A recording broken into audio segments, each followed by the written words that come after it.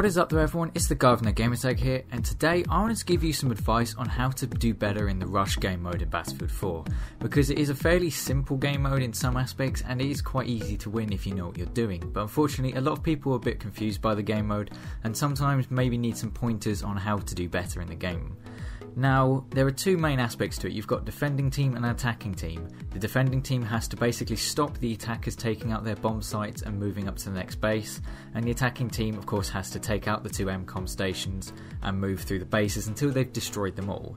Now, in terms of the defending team, there is a main strategy for it. The way that I find is most effective to help you win the game is to push up to the MCOMs. Just make a defensive line at the MCOMs or slightly in front of them, and you have to just repel the enemy team's initial attack. It is fairly simple. You have to stop them getting in and arming the MCOMs straight away. Now, the reason why I say only push up to the MCOMs is because if you push immediately towards their base and try and base rape them, then they will just go straight past you, because in a lot of the maps they do have access to vehicles, so they will just fly or drive or whatever, they'll just go straight round you, which is really not what you want. You need to make sure you are covering all of the possible routes that they could get into your MCOMs, but mainly focus around the MCOMs to start with, because that is what the enemy should be going for. They should be charging in and going for those MCOMs to try and get the initial arm, and that's all you need to do. You just need to hold a defensive line to push off and repel the enemy's initial attack, because this will then put them back to the spawn and they will have to run in all again. Now, after you've done this, if you are almost certain that you have pushed back their initial attack, then you can start thinking about pushing up. But you do not want your entire team to push up. You want some of them to push up. The people that are generally very good at killing and slaying and just can in general get a lot of kills without dying and put the enemy team under a lot of pressure. It is a very good strategy to do this, because then you still have some people who don't necessarily camp and get no kills, but just stay near the MCOM, so if there is an enemy flank you can still cope with it. And of course, always spot. If you see an enemy that's flanking but you yourself cannot do anything about it because you're too far away or they're about to run around a corner, always spot them, because then they'll be on the minimap and your teammates will be able to work out where they are and hopefully take them out. It's all about cooperation. You just need to be able to make sure that you are aware of what's going on and that you're making sure your teammates are also just as aware as you are. Now also, you need to make sure you're destroying any mobile spawns. This could be through vehicles, so especially the Amtrak. In this game you'll see here at Siege of Shanghai, the Amtrak is a very key vehicle because it provides a mass spawn for the enemy team. So you need to make sure you are destroying this vehicle as soon as possible so the enemy team has a lot less spawns. And then also get rid of any tanks. They are immense amount of firepower, so you really need to try and neutralise them, so then your team can focus more on eliminating the infantry who are going to be arming the MCOM stations. And of course, if you see a spawn beacon, definitely get rid of those. They can be a real pain, especially because in some positions they allow the enemy team to parachute, which can be very awkward to deal with, seeing as you have a moving target in the air and you may not be expecting it. So you really need to make sure you're destroying all of these mobile spawns, so the enemy team is going to be pushed back constantly and you can then just run down their tickets until they hit zero. And also, be aware of a counterattack. Yeah, you can push up and you can hold them in their base, but there will be a counterattack at some point. Unless you're against an extremely submissive team, you have to expect a counterattack. Always be alert, because if you aren't and they get around you, they can arm both MCOMs and then they can just attack your entire team from behind and take the base, which is a very effective strategy on their part. So you need to always be aware that the enemy are likely to create a counterattack.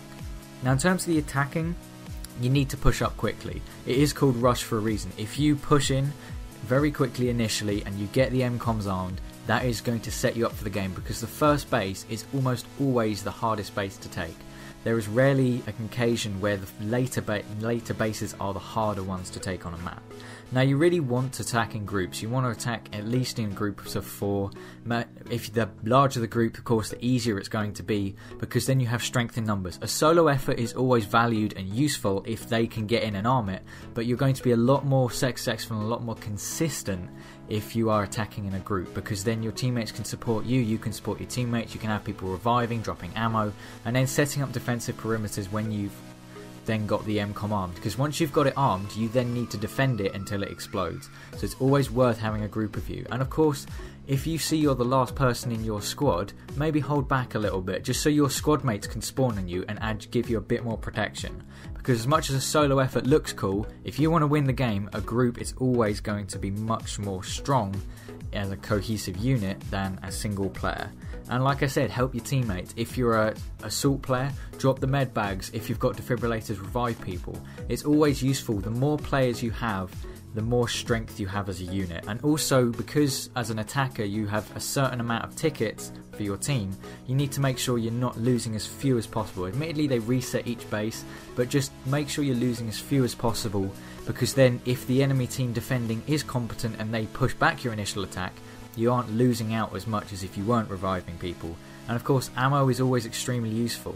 Engineers also, they need to be able to take out any defensive vehicles, maybe taking out turrets, because they can be a real pain if you don't eliminate them quickly, because then they can just wreak havoc on your team and just completely push back your attacking efforts. And also protect your vehicles, the Amtraks especially, stuff like the MRAP. They are very good transport vehicles, but they need to be protected because they provide a very valuable spawn for your team. Because not only are they heavily armoured, but they also do have some good firepower. So if you protect those, you don't need to be standing behind it repairing it all the time, but just be aware that you need to make sure that these vehicles are maintained so you can keep your attacking push going. Also, you will likely have a main battle tank, which is of course very useful to keep going because that thing has an immense amount of firepower behind it. So just make sure your vehicles are not being instantly destroyed. If you see mines on the floor, or you see someone like a support or a recon who looks like they're at a C4 vehicle, try and eliminate them as soon as possible, just so you can keep those vehicles and keep the push going, because it's almost like momentum. Once you've got that initial base, your team should have the momentum to keep going, and the momentum will keep increasing the more bases you take, because it's almost a psychological thing. The faster you get through the bases, the more disheartening it is for the enemy team and the defenders, so it'll be a lot harder for them to keep their mind focused to be able to defend efficiently. And also, like I said, prevent squad wiping as much as possible. If your squad wipes, you generally, unless someone has a spawn beacon or your team still has one of the spawn vehicles, you're going to have to go back to the base, which is always quite a way away, and it will take a lot of time to get back to where the MCOMs are, which is always a really annoying thing, because then you have to wait a lot of time and you could easily get wiped again. So preventing squad wipes is always a key thing to making sure you can have a good attack. And the main point behind attacking is you need to attack before the enemy has a team to counter your attack. You have to get in there as soon as possible, get those MCOMs armed, and then make sure they get destroyed. Because as soon as you do this, momentum swings in your favour, because even though the enemies will spawn near to the MCOMs in their base, if you can get them off them, they still have to cover some distance to get to the MCOMs. So if you can push in before the enemy has had time to set up a proper defence, then you'll get in and you'll arm them and you will take base after base after base, and that is just how it goes. It's about having a momentum as a team. Now, in terms of general advice for this game mode, the MCOM is the objective, so pay attention to it. The amount of times I've been on teams and I will have died for whatever reason, but I'll know the MCOM's armed. I might have tried to go for it, and my teams will just be sat there. They almost don't seem to realise it's armed. You listen, it makes a very distinctive siren sound. That means it's armed, so you need to just pay attention for that. You also have audio beeping sound, which sounds almost like a keyboard.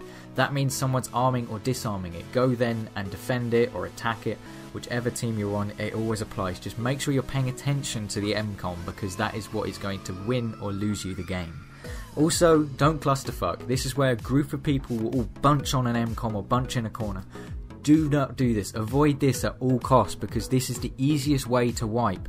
If you all run onto an MCOM, someone could just run around the corner, throw a C4, and that's a complete wipe. They've either defended it or they've attacked it, and you are completely screwed. There is nothing you can do to counter that. So at all costs, if you see someone on the MCOM, by all means defend them. Go round and maybe stay close to them, but you do not need to be dry humping them to try and defend it. You really need to be providing more support if someone is already on the MCOM. Of course, if you are already disarming it and your teammates come and cluster around you, you're kind of powerless. You can't do anything about that. But in general, try and avoid these clusterfuck scenarios, because they will prevent you wiping as a squad. And also have minimal snipers. You can have snipers that are very effective, but if you get annoyed because someone's been sniping you or the way someone's been playing, don't necessarily switch to a sniper just so you can get payback, because if you end up with a team that is mostly snipers, you are really unlikely to win that game. And if you're a defender, you'll just get pushed back and killed, and if you're an attacker, you will just get killed over and over again. because then the defending team will probably do the same thing, but they will hold you in your spawn because you were already sniping. And also, don't give up. Seriously, the amount of times that you can actually claw back a game which looked like you'd lost, like in games where you have one MCOM left to defend, you can easily claw it back. You just have to be coordinated. Just make sure that you are aware. Be aware of counterattacks, be aware of where the enemies seem to come from, the high traffic areas. If you can hold them down in those areas, you will succeed. And just sort of be analytical, think, okay, no one's here, so I'll check over there. Just check your flanks, because that is the key thing. If someone knows how to maneuver around a team and get behind them, they are the kind of player who is the most dangerous, because they will be the people that can actually provide the most damage to your team.